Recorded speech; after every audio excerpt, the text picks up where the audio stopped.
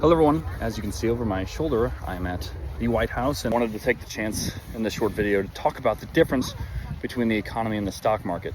Although my good friend Mac McDonald did a great job a couple of weeks ago talking about the difference, I thought it'd be a good time because the guy who controls the economy to a pretty substantial degree is in that house right now.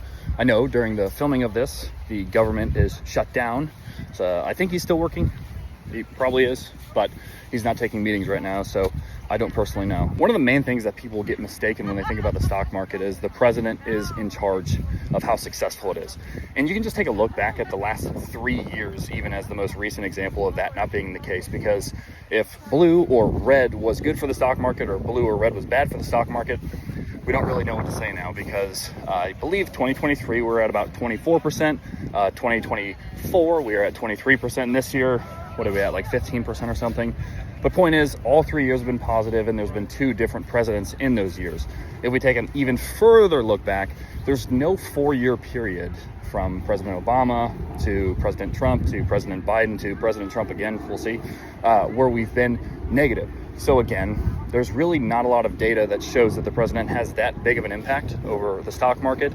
In fact, I believe the 2 presidents with the greatest stock market performance during their tenure are President Bill Clinton and President Barack Obama. Of course, you know, everyone's going to have their opinions, but what I will say is it's probably more important of when they took over. Okay, just for an example, President Barack Obama took over 2008, right after the financial crisis, so I could have been president, and the stock market probably wouldn't have went up.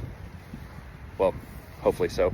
But the economy is much different than the stock market, right? The economy is much more backward looking, where the stock market is forward looking. So the economy is looking at how have jobs done in the past 3 to 6 months? How is the nation's GDP, gross domestic product? How is the nation's debt? Answer, it's not good.